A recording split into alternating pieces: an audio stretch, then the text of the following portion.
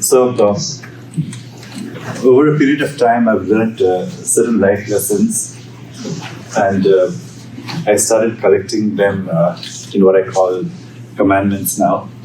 And the number has been growing. So they were 7 for many years, now they're about 8, but I'll still call them 7 here.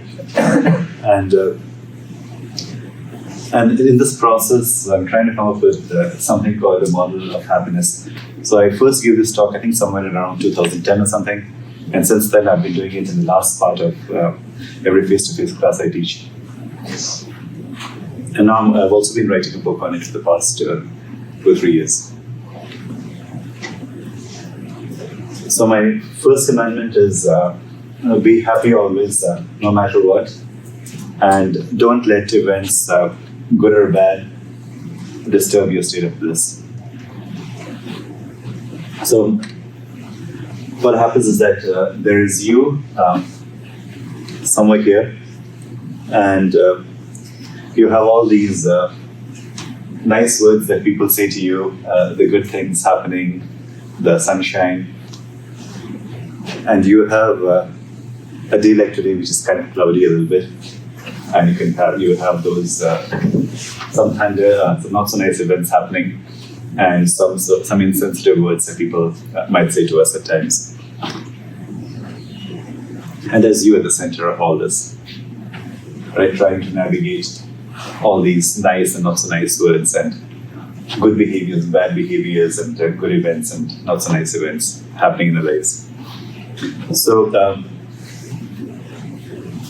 what happens is that in this process, we have all these desirable words and events that are happening, and then we have this undesirable words and events happening. And we go through these series of emotions in this process. And emotions are not necessarily bad as such. They help us be complete human beings. But we could also, if we learn to look at these events with a degree of sameness, knowing that all of these are part of the package. The good events are followed by not so nice ones, and not so nice ones are followed by nice ones. So it's all cyclical. Days are followed by nights, and nights are followed by days. So in that sense, if we start taking a slightly more distant view of what's happening, like somewhat like watching a movie. So you're in it, but you know that it's a movie. So if you start looking at our own lives also as a movie, like an external observer, then even when you're enjoying some of those other emotions, you can still look at it from a degree of sameness or some degree of equanimity. It's looking at things for what they are. Right, so you have all of these external environment with these words and events and outcomes of certain things, which has a bearing on our happiness. But there is also an internal reaction that we have based on these. So you can think of it like a glass which is either half empty or half full. And here you have these pair of glasses that we put on. So if you put on the happy pair of glasses, we'll see the full part. And if you put the grumpy pair of glasses or not so happy pair of glasses, you see the empty part. Because the glass is what it is. Some things are going well and some things are not going so well at any point in time, right? And it's what we choose to focus on based on what's happening. And that's the part that we have control over. We don't have control over this part. The external part is often out of our control, right? But how we react to those events is the part that we have control over. And this actually directly moderates our happiness, because now, by knowing that this is what we can control and knowing that this is what we cannot control, we know where we come in terms of how we affect our happiness. Okay, and this has a direct bearing on our happiness. And also, if we are able to see this external reaction and not react in a negative manner, no matter what is happening outside, then we can actually affect the external environment. So let's say that someone says something insensitive, right? And you revert back. Someone's rude to you, and we feel rude back, right? Then that leads to conflict, that leads to a fight. And so that means that we are agitated within, and that person is agitated as well. And that can happen in different kinds of communications. And but let's say that that person is agitated, but you are peaceful, then you'll be like, fine, it's okay. Maybe you'll be affected for a little bit, but then like maybe this person is going through a bad day. It's not about me; it's about that person, right? And then one thing we can do is at that point is to excuse ourselves from the scene if we can. You cannot do it if you're in a car, but if you are anywhere else, right? You can just make an excuse and leave at that point, and then work to forgive the person. And when you do that, at least let a day pass or something. By the next day, if you feel that if you're forgiven the person, then that's fine. If you're not forgiven the person by the next morning, then you can have a conversation, but you're not doing it in a state of anger at that point. Right? One thing we must realize is that our emotions are a big part of us, but they're not us. So, for instance, if you talk about anger, right? So, it's you as a person surrounded by anger. So anger can make us do or say a lot of things which you don't really mean and which we regret for a long time. But once you know that it was you who was operating in a state of anger, then that's the part we can think of in terms of not letting, not saying harsh words in a state of anger, and processing that anger within ourselves and then letting it go out, and then because anything that we say in a state of anger is the one which we often might give a short-term peace. Sometimes say, oh, fine, like I gave the person a peace of mind, something like that. But in the long term, we regret saying things in anger. And it takes some practice to recognize what things can trigger us into being angry or upset, and then learning for ways in how to deal with that.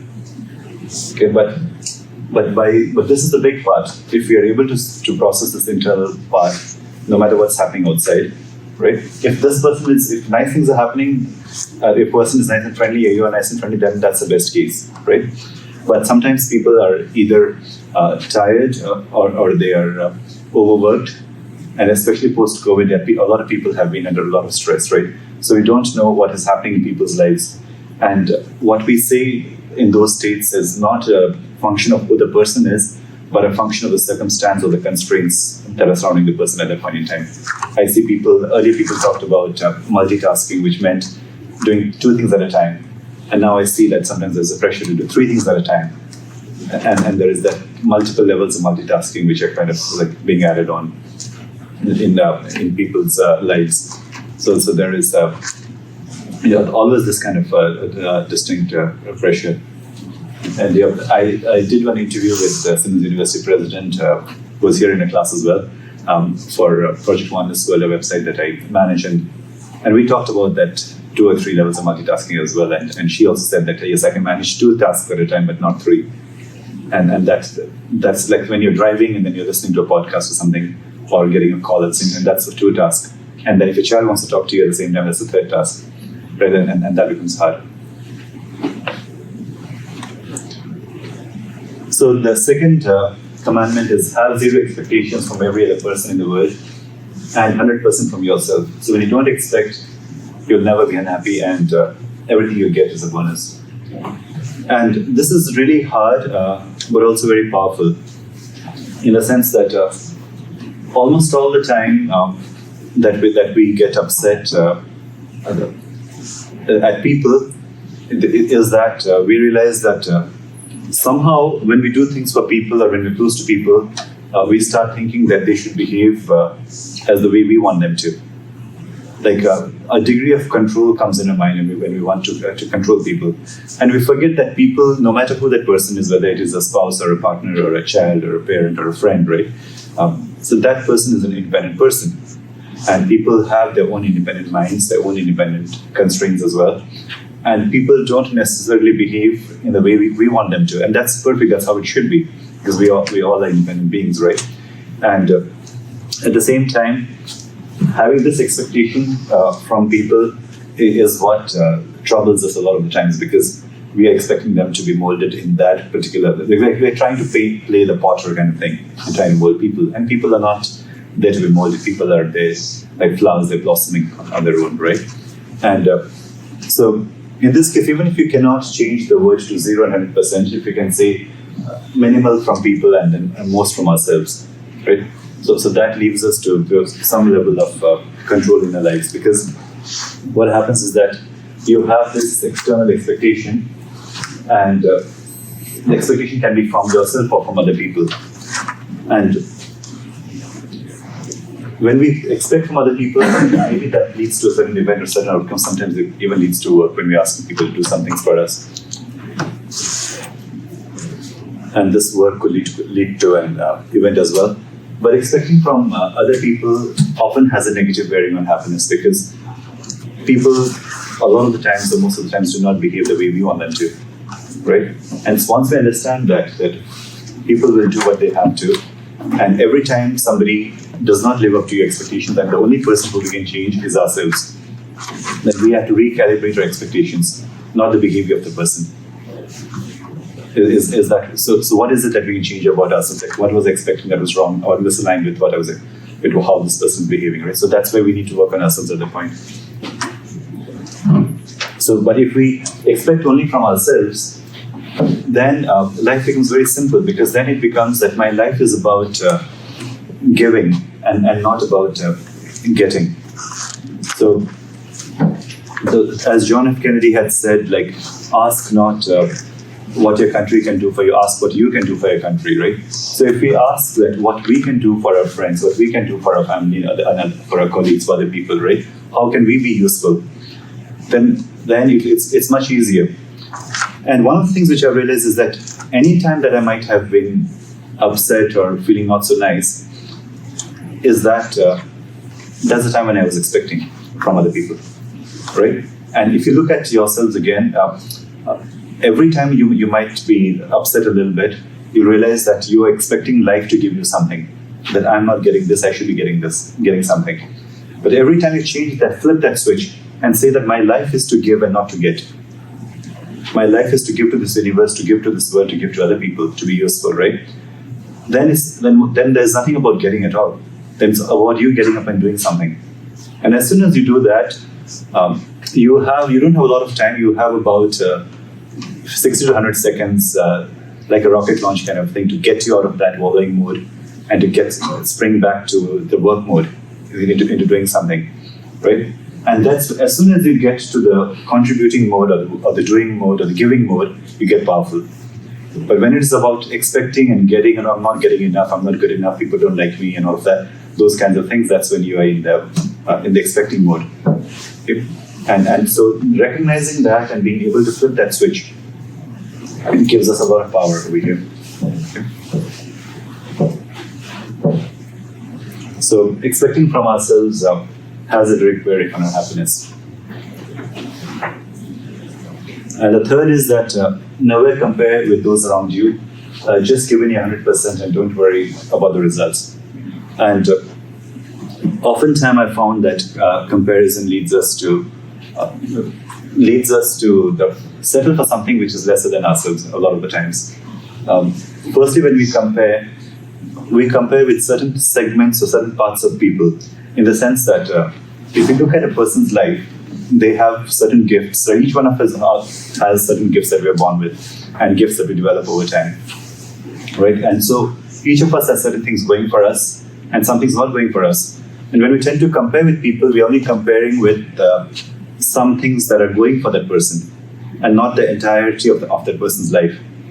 And then we try to, and that's where comparison often leads to jealousy as well. There might be feelings of jealousy based only on that aspect of a person's life, right? But if we ever think of swapping our entire life or exchanging our entire life for that other person, and most of the time you'll find that you're happy with being who you are. You don't want to exchange your life with any other person in the world.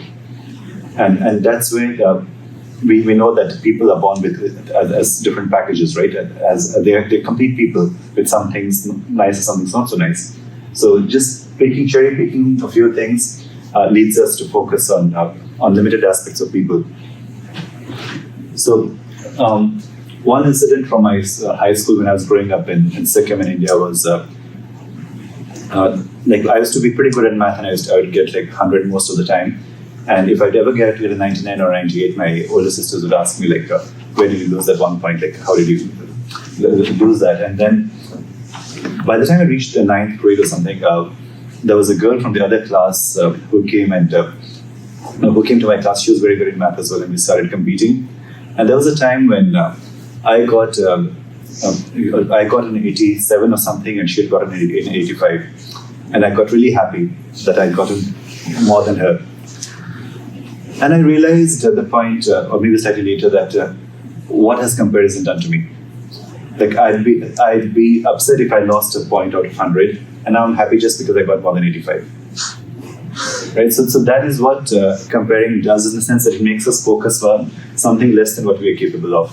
So if we have to compare, we should compare only with ourselves and what we want to achieve in life, because each of us, even though we are born in certain families or certain towns, certain places, we all are born independently as individuals who have to sing a song and make our mark in the world. So no two people are different, and we have to realize that what is my gift? What is it that I'm born for? What is right? So what somebody else is doing or not doing doesn't really matter at all at the end of the day. And when Mahatma Gandhi was, I think he was voted Man of the Century along with Albert Einstein, I think at the end of the 20th century. And he was a lawyer, and he was in South Africa. And he was a lawyer, but he was not the smartest of other lawyers. Like, there were a lot of people who were very smart, smarter than him at that point. So, but when I think about how many people remember those other lawyers who must have earned more than him or done more better than him, and remember him, and I think the difference is that he was very focused on what he wanted in life, and he had his own goals and he worked towards that, and he just believed in truth and non-violence, and worked as those as ideals, and he inspired many different people across the world, including Martin Luther King Jr. and other kinds of movements across the world. But if you were to compare with the other lawyers of his time, then he could have led a much lesser life than what he ended up living. And we find that with any other person. We find that even if you look at Martin Luther King or Mother Teresa or any other people, anybody who we look at for inspiration, we all have different people that we might look at for as role models. You'll find that all these people have had to shape their lives on their own. Okay, so comparison just makes us settle for less. So comparison leads to external expectations, and which negatively affects our happiness, and it also negatively affects our internal reaction that leads to feelings of inadequacy or jealousy, and that affects our happiness. So because what comparison is doing is that it is making us focus on something which is not there, rather than being grateful for something which is there. So making us look at the empty part of a glass rather than the full part of glasses. And the fourth commandment is that everything happens for one's own good. We get what is best for us. So when I was doing this talk, maybe, 10 years ago, 15 years ago, so one of the students came to me later in my office and said that she doesn't agree with this. And she said that horrible things happen, and I can accept horrible things as horrible. I don't need to be told that this is good for me to accept it as horrible, right? And I thought that was a good point that she made. So when you look at this, right, actually all of these commandments, any of these, are mental models. In a sense, these are ways of looking at life, and life is what it is, right? But and we all have different mental models. We all have ways of value systems and different ways of looking at life and navigating life and people. So so whichever model helps you in terms of looking at things, is that when difficult things happen, then I think there was a sign in a hospital wall saying that this too shall pass. So if it is knowing that everything is impermanent, right? Things are constantly changing, and things are moving all the time.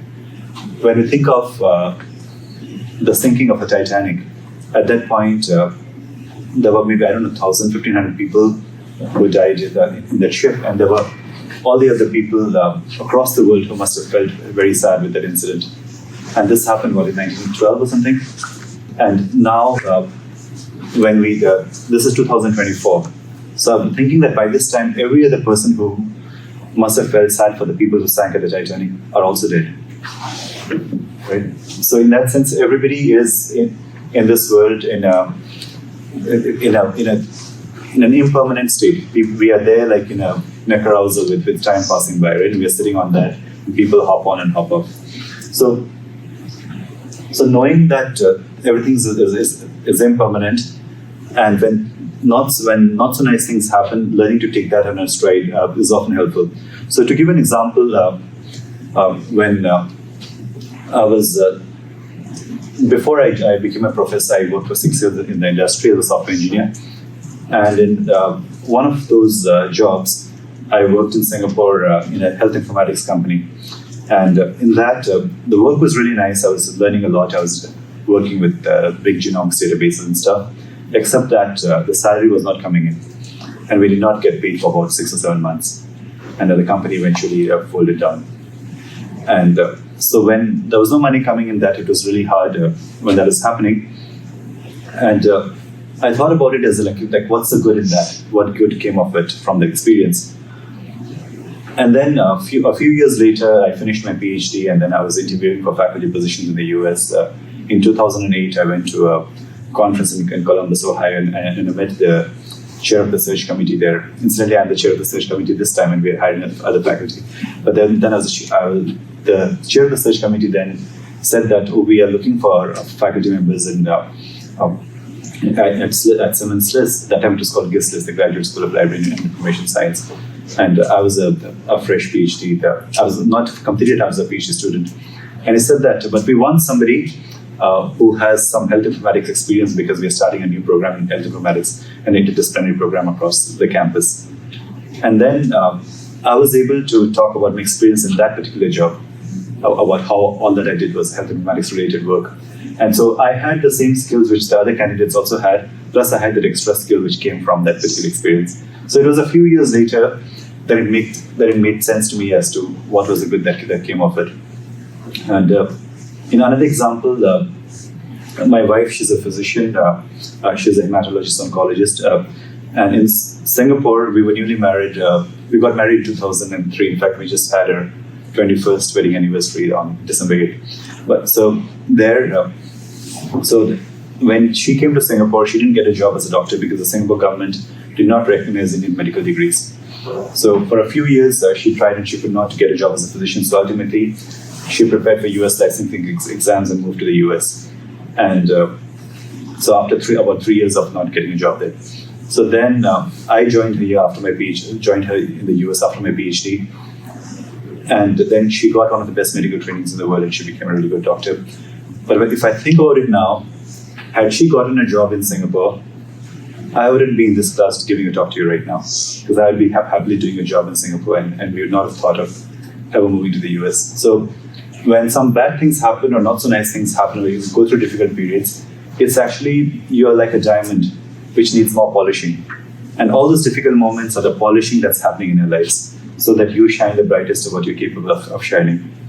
So all of those difficult periods are the shining periods, actually, and those are really important periods of our life, once we recognize them as those periods which are important for our personal growth. So here we have our external environment. You have these events in the world, the nice and not so nice things that are happening. And then based on this, we have the reaction as well, which has a bearing on our happiness. So in the short term, the time is a big factor here. So in the short term, things might look difficult or things might not make sense, but it does make sense eventually if we give it time. But it might take a few years before things start to make sense.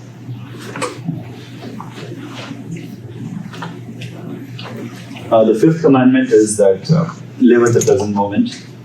Don't worry about the future, it will take care of itself if you take care of the present. And don't worry about the past, because we can never change it.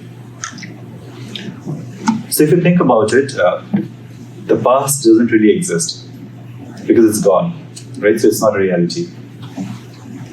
And the only place where it lives is our mind, right? So it's not really a tangible living thing outside of that. And the future as well is imaginary. The future doesn't exist as well. It's also in our mind. So whether we are feeling, we have feelings of wish I could change that, or feelings of guilt about the past, or feelings of anxiety about the future, or fear of all of that, it is just imaginary. It is not real, right? And there was this book called The Power of Now by Eckhart Tolle, and Eckhart Tolle talks about that when he was about the age of 30 or something, he would get very anxious a lot of the times. And at one point, he said that, I can't live with myself anymore, because he had too much of it. And then he thought that, wait a minute, who is this myself that I cannot live with? And then he realized that, is there like one of me or two of me? Right? Because there was this person that he couldn't live with. But who was the one who felt that he couldn't live with that person? So one of the things to realize then is that from that and from all lots of other scriptures and things like that, when you think about it, right? And that's maybe one of the biggest realizations I've had in life as well, is that there are two of us inside each of us. And right, so there are two Nicks and two James and two Matts and each one of you, right? So two Rinas. So basically the idea is that the one part of you is your mind, or your ego, or all your achievements, the websites you've developed, and all the good things that you've done, all the experiences you have in life until now, right? And that is the part which separates us from each one of us. That is the individuality, right? And then there is the part which is the love part, which is the common part, which you share with every other person in the world. So if there are, let's say, I don't know, what's the population of the world right now? I don't know. 8 billion. Has it reached 8? 7.5? Yeah, it's past 8. It's past 8, yeah. So let's say 8 billion people in the world, right? So if there are 8 billion people in the world, we have 8 billion people, 8 billion minds, because each one of us has those unique minds, and that separates us from each other. But all these 8 billion people share the one common love. So the love part, some people call it God, some people call it love, but that's something that binds us all. It's a combined thing. And that is why when you go to an unknown country and then you don't speak the language there, and when you smile and another person smiles back, you instantly connect. It's not none of the language, nothing. There is a common sharedness that's there with people, right? So every time we hold a grudge against someone, we are exercising the separateness at that point. But the moment we decide to let go, we are exercising the love aspect of us, because that's a shared part of us, right? So our mind is something which is like a monkey inside us. The monkey mind constantly needs entertainment. It constantly needs work. So by recognizing that we have this mind who's like a child within us, right? And the child needs constant work. The thing about the mind is that the mind doesn't like to reside where we are right now. The mind is the one who's taking you either to the past or is taking you to the future, and is spinning these stories. And we have this. We don't even need to watch YouTube, because there's a YouTube going on in our mind all the time. If you realize it, it's a constant running movie, right? And the moment you recognize that, and you can ask yourself, like, what am I doing right now? The moment you ask yourself that, the mind's bluff is called, and you come back to the present moment at that point. So there's nothing more important than the now or the present moment, because that's the only reality. The future and the past are just false impressions created by the mind. Okay? So right here, right now, all of you in this room are the most important people in my life, because that's my present reality at this moment, right? And maybe 20 minutes later, once you finish this talk, you all will go into your winter break and separate lives and all of that. And if you take another class with me, you might see me or you may not see me. But at this moment, you're the most important. So when you have your meal, that's the most important thing to do. When you're working on an assignment, that's the most important thing to do. When you're talking to someone, that person is the most important. When you're watching a movie, that's the most important. So knowing that whatever activity you're doing, or whoever you are with at any given moment, is the most important thing. Then we know that is the only reality that matters. Everything else is just a figment of imagination. And I would say, if you forget everything else in this talk, I would say just remember this one thing. Right? So we have this external environment, these external words and external events, and the awareness, whether we have an awareness more of the past, more of the future, or more of the present, right? And the more, and based on where we are living in our awareness, how much of our mind is controlling us at the point, that has a bearing on our internal reaction, right? And if you're able to bring our mind to this present state of awareness, right, then you get into the state of flow when you're working on these beautiful websites and you're working in them and trying to beautify every little part of it, right? That we get into the state of flow because we are fully engaged in the present moment, which we give to a task at hand at the moment. And that's when we are living our life completely, when we are living it in this present moment. And the good part about it is that the present moment comes every new moment. So if we just live the rest of our lives in that present moment, we have a beautiful life. Right? So this has a bearing on our internal reaction, which directly affects our happiness over here. The sixth commandment is that you can do the impossible. Remove the dust that's cloaking the power within you. Let your inner spark glow, and whenever we see greatness around, we see people who have removed more of this dust. So we talked about Gandhi and maybe Nelson Mandela, all of these people who have achieved great things in their lives, right? So anybody who has done anything big, right, are just ordinary people like you and me. It is just that they have recognized that they have some of this, that we all have a dust covering us, and that dust is basically self-doubt or thinking that I'm not good enough and all of those things, right? But knowing that you can do the impossible, that you can achieve whatever you want in life. I think we are living in such a time where we have to be very careful with what we want, because we might just get it. You want to work with any person in the world. They are all contactable through social media and through Instagram or Twitter or X or in different ways, or through email and all that. You can reach out to people, you can collaborate. If you don't have a certain skill set, you can work with people who have that skill set, and together you can achieve things, right? So once you know that you can do anything, then that's where you can move from having more and more clarity about who you are as a person, and then trying to set about achieving whatever you want to achieve in this life. So this one leads to confidence. So once you have removed some of this dust, the expectation is only from yourself. It's about giving and contributing, being useful, right? And being useful can be in big and small ways, from doing your house chores to doing dishes to helping other people to helping a neighbor to being kind to people, being forgiving, all of that. It can come in different ways, right? And so this leads to work, and it leads to happiness. Once you have this, once you have no more dust like cloaking your, no more self-doubts in you. And the seventh commandment is that for every person that you see, meet and talk to, imagine that you're seeing, meeting and talking to God. Now the essence is to identify with each person in the world as your own.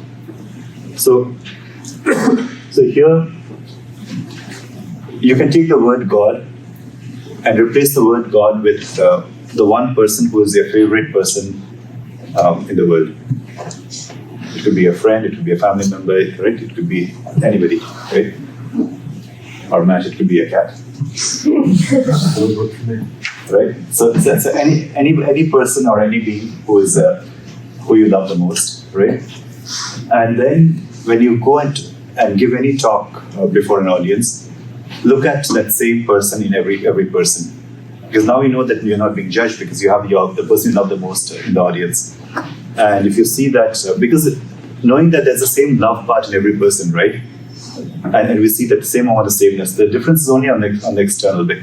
But internally we have that same need for love, for acceptance, to be supported and to be accepted, right? So it's the same sorts of aspirations that people have. Right? So the differences are more on the outside. So once we recognize and realize that, once we see our favorite person, if you have to give a talk to 5,000 people, you won't be scared. If you have to do a job interview with 3 panelists, you won't be scared, right? Because you are there seeing your favorite person in every single person.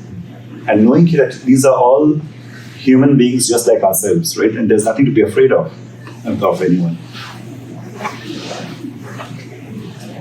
So then you start seeing more of this oneness no matter where you go. in every single person. And there's nobody to judge, there's nobody to hate, right? Because everyone's just like ourselves. Everyone is imperfect or imperfectly perfect or perfectly imperfect, right? So everybody is like, has some good and some not so good things in us.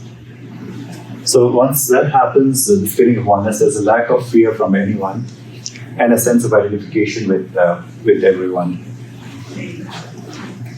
And it leads to self-confidence. Okay, so going back to the models, there was one more commandment which I did put over here, and which was the 8th commandment, is that I think I came up with it, I don't know, 5-7 years ago, and it's kind of hard. It's that do not blame anyone for any behavior whatsoever, because blame is so easy, right? And so being able to pass on blame is the most convenient thing to do. But what happens is that the moment we blame, we deplete our energy, because somebody else has control over events and things. But if we choose not to blame, then we have the control. Then you just see things happen in a certain circumstance. That's okay, because people are operating in certain constraints. Like in my book on context, I wrote about time, space, environment, different kinds of constraints that people are operating under at any point in time. So because of all those constraints are happening, we are all like moving rivers. We sometimes we might hold a grudge saying, well, that person told me that. But that person said that in that year, in that time and space, in that building, in that environment, which no longer exists. The person has moved on and you have moved on. Every time, with every interaction, it changes us, right? You were different people when you came to this talk, to the class today. When you go back, you'll be different, because you have listened you've seen beautiful presentations by all your classmates, and then you've listened to me, you've talked to each other. So those interactions are shaping us every time when those are happening, right? So then that choosing not to blame can be very powerful, and it's very hard to do, but it can be very powerful if we work on that. So here, looking at the first commandment, which is about all these events and was being happy through them all. Okay. And if we combine the second commandment of not having any expectations to this one, then we can move the commandment and join it with the same model. And we can take the third one of not comparing, then we can move that here too. And the fourth one is just things not worry about whatever is happening, the difficult times that are happening at any given moment. And then the fifth one about living the present moment. And then the sixth one about believing in yourself, removing some of the dust. And the seventh one about identifying with every single person.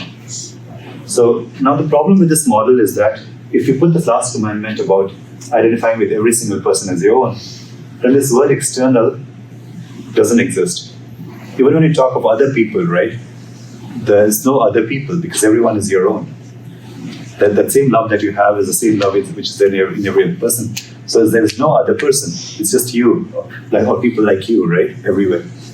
So when that happens, the external ceases to exist. So everything becomes part of your internal environment. But what it really means is happiness is you.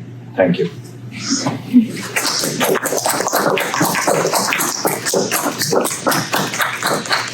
So thank you. So this was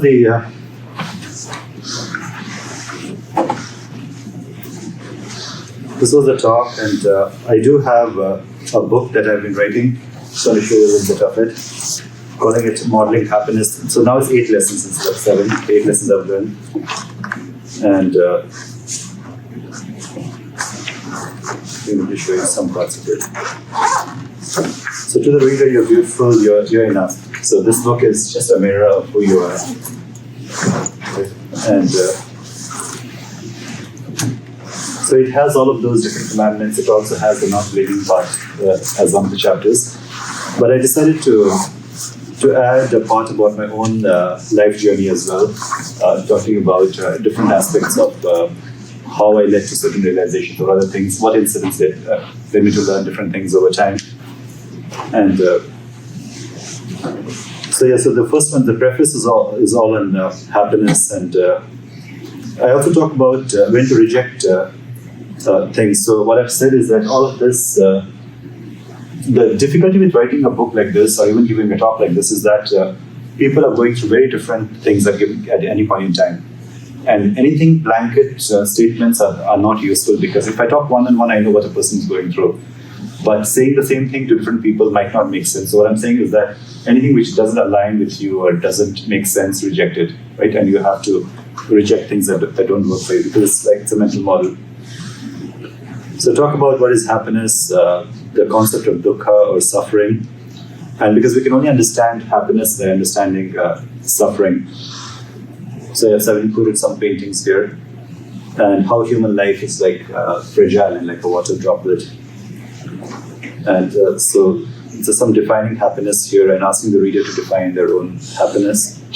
I also talk about the toxicity of happiness, where a lot of people talk about, there's something wrong with you if you're not happy. There's nothing wrong with you if you're not happy, right? And so that is the thing is we have to be okay with whatever we are going through, and accepting who we are and what we are going through at any point in time. So there's a lot here, and we'll talk about it. It's okay not to be happy. And then there's a poem which I talk about, A Bucket Full of Happiness. But I think there's also a part where I take the first commandment is, this is all about the inner journey, writing about myself. It's a lot. This was a painting of a Mother Teresa I'd done in 1999, I think. So this is all about, then this is the first chapter on choosing happiness always, no matter what. And talking about how your mind can be, it's like a monkey. We talked about that a little bit, right? And all of these are here. But the interesting parts is that when to reject this command. We must know when to reject these. So if something doesn't make sense, maybe the always, no matter what part can go away at different points in time, right? So then it goes on to other chapters and other things. So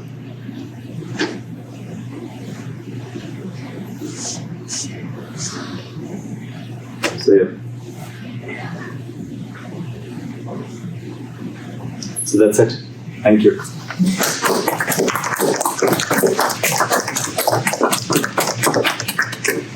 Okay, so have a good holiday season, have a good time with your families, and I'll let you know once I finish grading. Thank you.